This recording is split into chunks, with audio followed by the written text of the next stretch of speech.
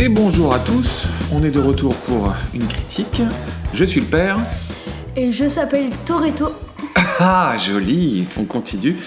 Et on se retrouve aujourd'hui du coup pour Fast and Furious 10, le 10e épisode, comme son nom l'indique, de la série Fast and Furious, sans compter l'épisode Hobbs and Shaw. Je m'en avais pas parlé de celui-là en plus. Donc il y en a 11. Il y en a 11, ouais, en réalité. C'est vrai. Je fais rapidement... Donc, réalisé par Louis Leterrier. On reviendra après sur le casting parce qu'ils sont très nombreux dans ce film. Et donc, le pitch est très rapide. Hein. C'est Dom Toretto et sa famille sont pris pour cible par le fils vengeur du baron de la drogue, Hernan Reyes. Hernan Reyes était le méchant du Fast and Furious 5. Mon fils, qu'en as-tu pensé ? Donc, je précise que c'est notre critique. C'est nous qui parlons du film. Voilà, parenthèse fermée. C'est nul, hein. Le film est nul. C'est drôle, on aura fait deux films d'affilée qui sont nuls. Et sur celui-là, je vais pas te dire que t'es dur parce que, en effet, c'est complètement nul. Là, je crois qu'à la différence de Aka qu'on avait fait juste avant, sur lequel on avait eu ce débat sur l'histoire de la nullité ou pas, je crois que sur Fast 10, on va pouvoir se lâcher. Je pense que depuis qu'on a lancé le podcast, c'est probablement le truc le plus nul qu'on ait vu. Ah oui, largement. Mais bon, rentrons dans le vif du sujet. Moi, je vais faire juste une petite parenthèse. On aime bien faire des petites parenthèses.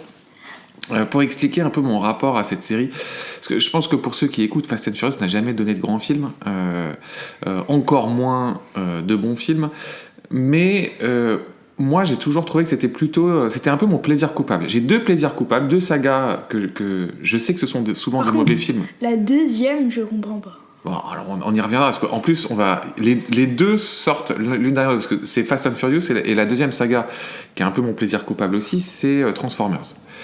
Et il y a un nouveau Transformers qui sort mi-juin, je crois. Ça a l'air n'importe quoi. Donc on va aussi... guépard... En robot. Un guépard robot. Non. Un gorille aussi. Il y a un gorille, il y a un oiseau. Ça a l'air génial. Ça a l'air nul. Bon, on verra. On n'est pas là pour parler de celui-là. Mais donc voilà. Et donc Fast and Furious, depuis... donc c'est quand même une saga très particulière qui a commencé comme des petits films. Le 1 était une sorte de Point Break, de remake de Point Break avec des voitures, qui a eu son petit succès. Le 2 était complètement nul et a tué la franchise. Ils ont fait le 3, dans lequel il n'y a aucun du casting originel. Le 4 ont essayé de relancer, et pour moi j'ai redécouvert cette saga avec le 4 que j'avais trouvé pas mal, correct, voilà, un petit film d'action sympathique. Et celui surtout qui l'a relancé cette saga, c'est le Fast and Furious 5 qui a vraiment eu un gros succès. Ils ont fait venir Dwayne Johnson, The Rock, et celui-là était vraiment cool. Pour moi c'est le meilleur de la saga, avec une séquence super impressionnante au Brésil. Bref, celui-là était chouette. Et puis derrière le 6, le 7, le 8 aussi, de tête, étaient franchement des films débiles, avec de l'action débile. Mais je sais pas, il y avait toujours un truc un peu débridé qui, moi, me plaisait. Je passais un bon moment, quoi. Voilà, je rigolais, j'en prenais plein la figure, etc. Juste pour préciser, moi, je peux pas parler de ça parce que je ne les ai pas vus. Voilà, toi, t'as vu que le 1. Moi, c'est une franchise que je n'aime pas, Fast and Furious. Donc voilà. Oui, ça te parle pas du tout. Non. C'est pour ça qu'on a été le voir au cinéma. Ouais. C'est parce que je te torture. Hey, Sauvez-moi. Emmenez-moi. Help. Ceci est une bouteille à la mer. Le 9, j'avais déjà trouvé que ça, on commençait vraiment à tourner en rond. Et le 10, donc voilà, on arrive au 10 qui est vraiment, vraiment nul. Donc voilà, c'était juste pour faire le rapport au film. Eh ben écoute, je te propose qu'on parte sur le casting. Ce qui va durer le plus longtemps, je pense. Ouais. Alors, ils sont... Enfin, c'est un des problèmes du film, c'est qu'ils sont beaucoup... Il y a 7000 personnes. Donc, il y a évidemment Vin Diesel dans le rôle de Dominic Toretto, Jordana Brewster, qui est Mia Toretto, Tyrese Gibson qui joue Roman, Michelle Rodriguez qui joue Letty Ortiz, Ludacris qui joue Tej, Jason Momoa qui joue Dante, donc c'est le méchant de celui-là, John Cena qui joue Jacob, John Cena étant le méchant du 9, Jason Statham qui joue Deckard Shaw, Jason Statham était le méchant du 7, Rita Moreno qui joue Abdu Abuela Toretto, la grand-mère de Vin Diesel. Je ne sais pas si on l'a vu dans un précédent film, je sais pas, bref. Hélène Mirren qui joue Queenie, Brie Larson qui joue Tess, qui est en fait la fille du personnage de The Rock, qui lui, on ne le voit pas. Alors, en fait, je sais maintenant qu'il apparaît dans une scène post-générique, mais on est sorti avant on s'est pas tapé tout le générique pour voir une scène post-générique. Donc, on n'a pas vu la scène, mais a priori, il apparaît comme ça, donc il sera là dans le prochain. Charlize Theron qui joue Cypher, qui était la méchante du 8, je crois. Donc tous les méchants reviennent les uns derrière les autres, c'est complètement absurde. Alan Richson qui joue Ames, et alors lui on fera un petit focus sur lui, Alan Richson. Léo Abello Perry qui joue Little Brian. Michael Rooker qui joue Buddy. C'est qui lui? Mais ouais, je vois même pas quand est-ce qu'on le voit lui, dis donc. Michael Rooker apparaît? Oh, alors là, c'est bizarre. Ok. Nathalie Emmanuel. Tu sais, il est dans un fond, c'est un gars qui passe dans la rue. C'est bizarre parce que je me souviens pas du tout de revoir Michael Rooker dans ce film. Et Scott Eastwood qui joue Little Nobody. Alors. C'est qui Little Nobody? Little Nobody, c'est celui qui dirige l'agence là. Oh. Bon, on le voit pas beaucoup de toute manière. Donc voilà, comme vous pouvez le constater, le casting est énorme. En fait, ils reprennent au fur et à mesure tous les personnages des précédents épisodes, plus ils en rajoutent. Qu'est-ce que tu as pensé de ce casting? Il y en a trop. Là, je peux en enlever la moitié, franchement. Ah, facile, oui, je suis d'accord. Jason Statham, il joue 30 secondes et quelques. Rita Moreno...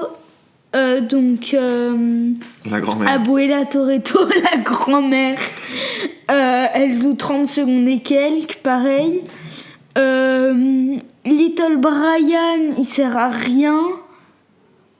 Voilà.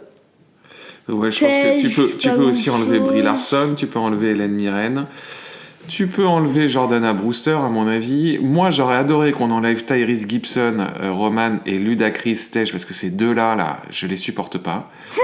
C'est les deux ressorts comiques. Ils sont tellement nuls, les deux, que ça marche pas. John Cena, je l'aurais gardé. Oui, non, lui, on garde. Jacob, pas trop mal.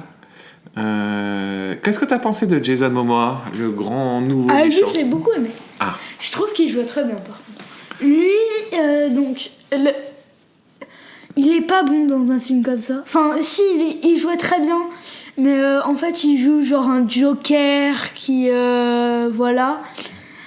Mais ça ne s'apprête pas dans un film comme ça.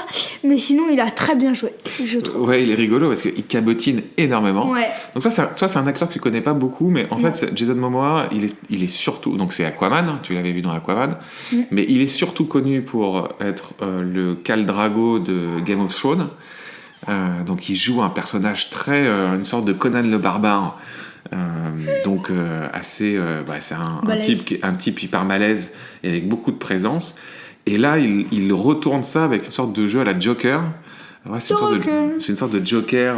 Il est très bizarre, son personnage. Ouais, mais je le trouve super chouette. Oui, il est rigolo, on va dire qu'il est rigolo. Mais il en fait des caisses. Ouais. Il en fait des caisses. Qu'est-ce que tu penses de Vin Diesel? Moi j'aime pas Vin Diesel. Bon, d'après ce que tu m'as dit déjà, et je trouve qu'il joue pas extrêmement bien. Oui, alors moi c'est vraiment un acteur que j'aime pas du tout. Puis alors il a vraiment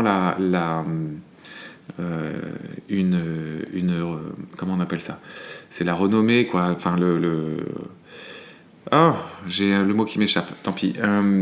Ce qu'on dit souvent de lui, les bruits de tournage, etc., c'est qu'il fait très peu de cascades. Moi, j'ai un souvenir, c'est ça que je t'avais partagé sur le film qu'il a fait avec... évidemment, son nom m'échappe. Ah, je perds tout là. De Mathieu Kassovitz, le film qu'il a fait avec Mathieu Kassovitz, dans lequel ça avait été un véritable enfer pour Kassovitz de tourner avec Diesel, parce qu'il fait aucune cascade, il sait pas se battre. Enfin bref, c'est un acteur de film d'action qui ne fait pas d'action. Donc en effet, c'est assez étrange et je trouve que ça se voit que c'est un type assez antipathique. Voilà, c'était ça le terme que je cherchais. Moi, après, je l'avais bien aimé, évidemment, dans Pitch Black, que tu as vu aussi, qui est un film que je trouve vraiment super, Pitch Black. Et voilà, et c'est tout. Après, j'ai pas d'autres films. Et d'ailleurs, de toute manière, sa carrière en soi est assez pauvre. Hein, donc, non, c'est vraiment pas un type que j'apprécie. Et si, en fait, on l'a découvert au tout début. Il avait joué dans... voilà, donc le film de Kassovitz, c'était Babylone AD, je cherchais le titre, qui est sorti en 2008. Qui était pas très bon, mais moi j'aime beaucoup Kassovitz, donc je pense qu'en effet ça a dû être compliqué pour lui de tourner avec Diesel, et puis surtout il avait été il faisait partie de Il faut sauver le soldat Ryan, qui est à peu près l'un des premiers films dans lequel il a joué. Donc voilà, un type assez antipathique, mais bon, bref, quoi d'autre. Après, moi, il y a une actrice que j'adore. Michelle Rodriguez, je l'aime beaucoup aussi. Et c'est le deuxième film qu'on chronique d'elle après Donjons et Dragons. Elle est super chouette. Bon, là, elle a un plus petit rôle, on la voit pas beaucoup. Ouais. Mais elle est chouette quand on la voit. Ouais. Qu'est-ce que tu as pensé de Charlize Theron, qui est quand même la Furiosa de Mad Max? Ça allait. Ouais, je suis d'accord. On fait les gros yeux, mais il se passe pas grand-chose. John Cena a un peu plus de rôle, tonton Jacob, là. Oh, je l'aime bien, lui. Ouais, il a un ressort comique. Il était drôle, je trouve. Il était drôle. Je trouve que c'est un acteur, donc lui, il vient du catch, à la base, comme The Rock. Ouais, c'est un mec qui faisait du catch. Il a exactement... Mais en même temps, le catch, c'est du fake. Hein. Oui, c'est du fake. Donc, si tu veux, c'est là où ils apprennent à faire de la cascade, du jeu, etc. Donc, un peu dans la lignée de The Rock. Mais tu sens qu'il a plus de mal à percer que Dwayne Johnson. Moi, j'attends toujours un film de lui, qui est un vrai bon gros film d'action. Je trouve que j'en ai pas encore vu.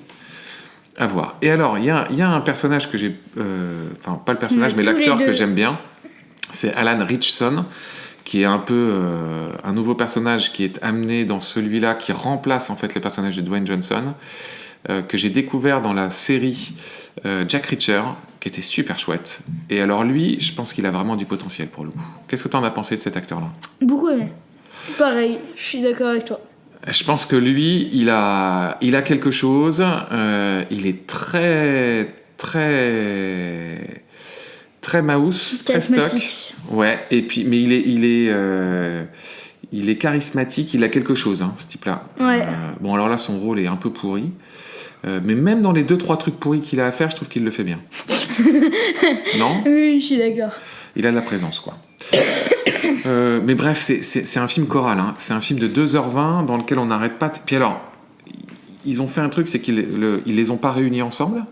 Donc en fait, tout le casting est explosé et suit sa propre histoire. Et donc, les 2h20, on suit 5 histoires différentes en parallèle. Chaque scène, c'est un film différent, vraiment. Il y en a un qui est en Alaska, l'autre à Rio. Ouais. Ils suivent des histoires complètement parallèles. Ouais. C'est très étrange. Ils disent qu'ils sont une famille, mais ils savent même pas où ils sont. Non, ouais, c'est très bizarre. Là où il y en a un qui est dans une cave. Oui, c'est vrai. Et là où les précédents jouaient un peu sur le côté Mission Impossible très bourrin avec des voitures. Donc il y avait quand même cet enjeu d'équipe, tu vois, ils essayaient de soit faire un braquage, soit récupérer un truc, enfin toujours avec une sorte de MacGuffin à aller récupérer, et ils devaient mettre en place le plan, etc. Donc tu vois, c'était quand même sympa parce qu'on se disait, bon bah qu'est-ce qui va se passer? Là, il n'y a rien de tout ça, toute l'équipe est explosée par petits bouts un peu partout. On dirait un film choral, quoi, les films. Et c'est très bizarre et ça fonctionne pas du tout, je trouve. Et c'est super relou. Qu'est-ce que tu as pensé de la réalisation de Louis Leterrier, réalisateur français, Alors, je vais juste... Il était même pas là au début. Alors, ouais, donc c'est le réalisateur de l'Incroyable Hulk, c'est aussi le réalisateur du Transporteur. C'est pour ça. Il a fait aussi le Choc des Titans. Il a quand même sa petite carrière, il a quand même une carrière américaine qui commence un peu à se dessiner. Alors il a fait la série Lupin, voilà, et il a fait aussi la série Dark Crystal, qui était pas mal. Moi, alors il a fait les Insaisissables, qui sont des films que je trouve affreux. Bon, je pense que c'est un faiseur, quoi. C'est pas un réalisateur qui me déplaît. En plus, c'est un type sympa. Mais. Un type sympa, vu sa photo. Mais qu'est-ce que t'as il pensé... a une tête de serial killer. Qu'est-ce que t'as pensé de la réalisation? Pour une fois, je vais pouvoir commencer. Non, j'ai pas du tout aimé la réelle. Vraiment.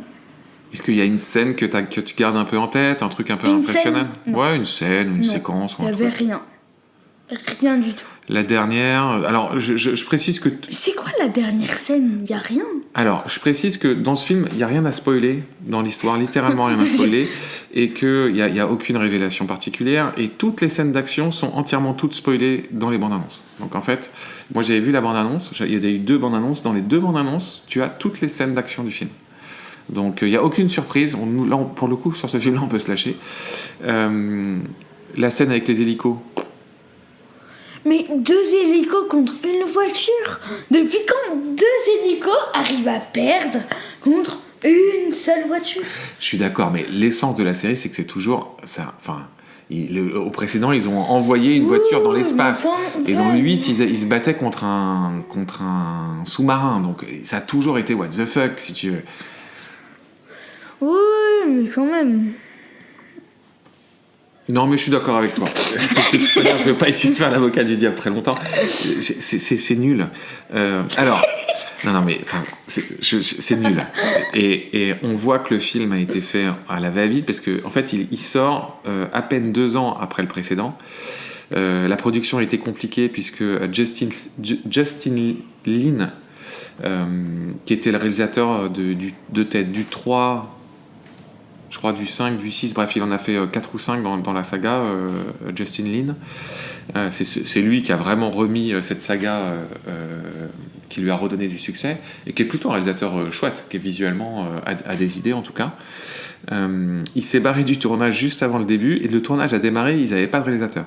Littéralement, la première semaine, il n'y avait pas de réalisateur, et j'avais lu que tu as une scène de combat notamment entre Michelle Rodriguez et Charlize Theron. Mais ça, c'est une des meilleures scènes. Il n'y avait pas de réal, c'est elles qui ont fait leur propre chorégraphie. C'était l'une des meilleures scènes. Franchement. Ouais, on se contente de pas grand-chose, quoi. Ah non, mais vu le film, faut se contenter de ce qu'on a. Hein. D'accord. Ok. Et donc, je pense que Louis Leterrier a été appelé, je crois que c'est genre 4 jours plus tard, il était sur le tournage. Donc, quelque part, il est appelé en mode pompier, quoi. Il a rien pu préparer. Il récupère un script qui a été réécrit à la va-vite. Et ça se voit d'ailleurs, qu'en fait, c'est des scènes qui sont collées les unes derrière les autres, mais ça n'a parfois aucun sens. Moi, il y a une scène que j'ai halluciné. Ah oui. Je te l'ai dit, j'ai fait, mais qu'est-ce que c'est que ce truc? C'est dans le premier quart d'heure, je crois que c'est genre la 2e ou 3e scène. Il y a, genre, au début, ils nous refont une scène d'action, ils nous refont la scène de fin du 5e. Donc déjà, ils gagnent une scène d'action parce que, en fait, ils reprennent la scène de fin du 5 et ils rajoutent un personnage à l'intérieur que nous, on ne pouvait pas voir. Et alors ensuite, derrière, il y a une scène de briefing entre Brie Larson, le personnage de Brie Larson et le personnage d'Alan Richardson. Écoute, franchement, pour moi, on était dans le jeu vidéo Resident Evil.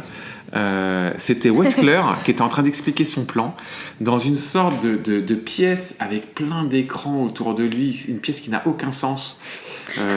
Tu vois, où il n'y a aucun meuble, etc. Il est comme sur une sorte de plateforme en lévitation. Je me dis, mais qu'est-ce que c'est? T'as l'impression que c'est une scène de dessin animé ou de jeu vidéo absurde de série Z. Tu te souviens? Enfin, cette pièce n'a aucun sens. Cette scène n'a aucun sens. Derrière, on retrouve ça dans la... Tu sais, t'as Michelle Rodriguez qui est dans une prison, avec les portes qui s'ouvrent. d'une façon, mais comme si t'étais dans une sorte de truc de science-fiction qui n'a aucun sens. C'était n'importe quoi. Et alors quand je voyais tout ça, je me dis mais de où ça sort? Parce qu'en plus tu vois que c'est que du fond vert, c'est les deux personnages, ça se voit mort. Ça se voit. L'incruste, elle est horrible, donc tu les vois tous les deux parler, et derrière tu vois toute l'incrustation, et tu te dis mais ça vient d'un autre film, quoi. C'est... Donc... Quel fond d'écran? Alors, tiens ça. Mais c'est exactement ça. Tu te dis, mais... C'est comme si tu mettais des fonds dans un gobelet et tu pioches. Ouais, exactement. Je suis d'accord. Cette scène-là, je me suis dit, mais qu'est-ce que c'est que ce truc? Comment tu... Parce que le film a coûté plus de 300 millions. Mais non! Alors, a priori, c'est le 4e ou 5e plus gros budget de l'histoire du cinéma. Donc, my God. Donc, quand on voit une scène comme ça, mais c'est littéralement une scène qu'on pourrait voir dans un direct ou DVD fait en Europe de l'Est pour moins d'1 million. Quoi.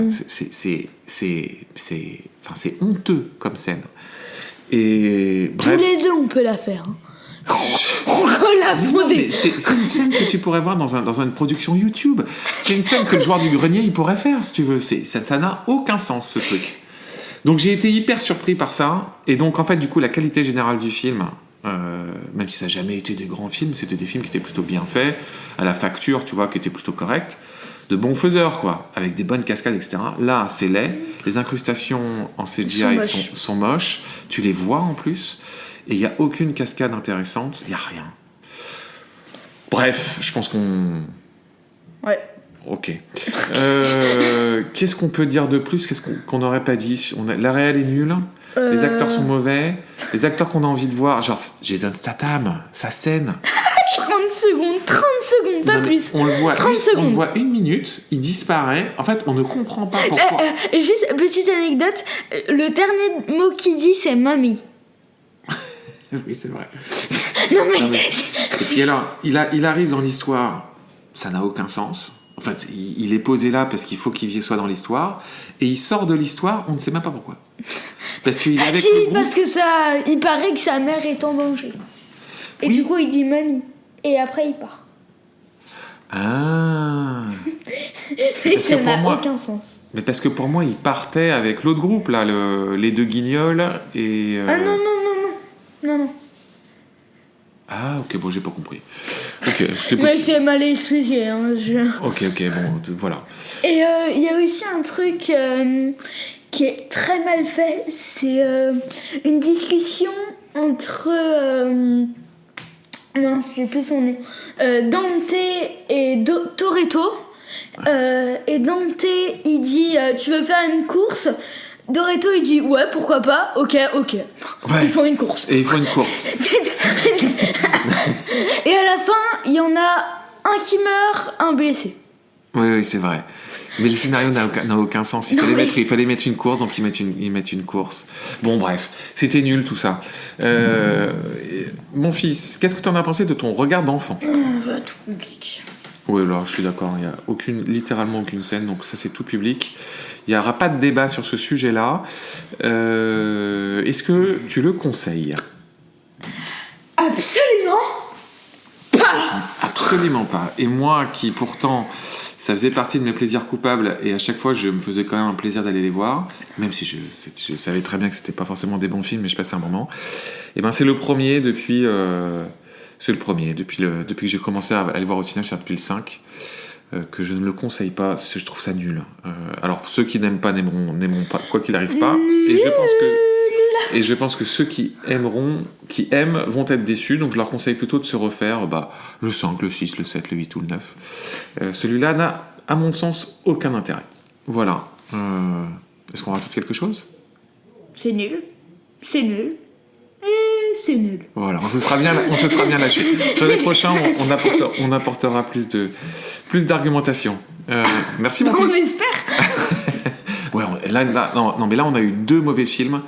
Faut qu'on se débrouille pour que le prochain soit. Ouais, enfin le Transformers. Transformers, c'est dans 1 mois. Ouais, il y aura peut-être d'autres choses d'ici là. Ouais. On va peut-être aller voir la petite. Non. Sirène. Au revoir. Allez, à bientôt. Salut. Au revoir.